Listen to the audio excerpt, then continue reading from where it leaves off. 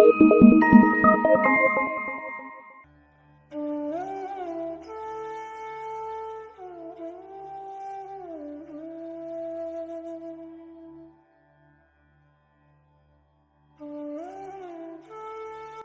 भुईकोट किल्ला म्हणजेच फोर्ट बासेन. माहिती.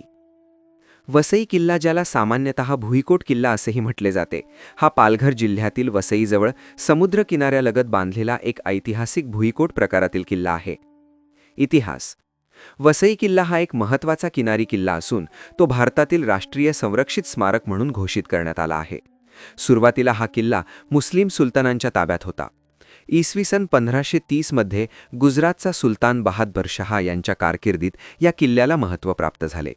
त्यानंतर इसवी सन 1534 मध्ये पोर्तुगीजांनी किल्ल्यावर ताबा मिळवला. पोर्तुगीजांनी किल्ल्याला भव्य वास्तुरचना दिली आणि तो उत्तर भारतातील त्यांच्या प्रमुख धोरणात्मक व व्यापारी केंद्रांपैकी एक बनवला. इसवी सन 1739 मध्ये चिमाजी अप्पा यांच्या नेतृत्वाखाली मराठ्यांनी हा किल्ला पोर्तुगीजांकडून जिंकला.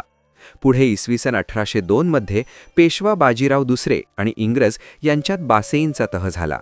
या तहाचा मराठा साम्राज्याच्या सत्तेवर गंभीर परिणाम झाला. अखेरीस इसवी सन 1818 मध्ये हा किल्ला ब्रिटिशांच्या ताब्यात गेला. वास्तुरचना आणि वैशिष्ट्ये. हा किल्ला सुमारे 110 एकर क्षेत्रात पसरलेला आहे.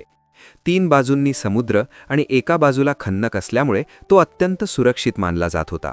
त्याची तटबंदी सुमारे 4.5 किलोमीटर लांबीची आहे.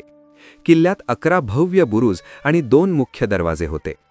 किल्ल्याच्या आत पोर्तुगीजांनी चर्च, वसाहती, प्रशासकीय इमारती, वाचनालय, हॉटेल्स, रुग्णालये आणि बाजारपेठा उभारल्या होत्या. त्यामुळे हा केवळ लष्करी किल्ला नसून एक किल्ला शहर म्हणून विकसित झाला होता. सध्याची स्थिती. आज हा किल्ला मुख्यतः भग्नावस्थेत आहे. अनेक ठिकाणी भिंती, भव्य कमानी आणि चर्चचे अवशेष आजही पाहायला मिळतात. हे अवशेष पारंपरिक पोर्तुगीज स्थापत्य शैलीचे दर्शन घडवतात. कालांतराने निसर्गाने किल्ल्याच्या काही भागांवर आपले अधिराज्य गाजवले असून झाडांनी व्यापलेल्या भिंती त्याला अधिक निसर्गरम्य आणि आकर्षक रूप देतात. कसे जाल? वसई किल्ला मुंबईपासून सुमारे 50 ते 70 किलोमीटर अंतरावर आहे. वसई रोड रेल्वे स्थानक जवळ असून स्थानिक वाहतुकीद्वारे किल्ल्यावर सहज पोहोचता येते. भेट का द्यावी? इतिहास, वास्तुकला, सामरिक महत्त्व आणि नैसर्गिक सौंदर्याचा सुंदर संगम येथे पाहायला मिळतो. किल्ल्याचे अवशेष वसई प्रदेशाच्या इतिहासाचे साक्षीदार आहेत आणि महाराष्ट्राच्या ऐतिहासिक वारशाचा अमूल्य भाग आहेत.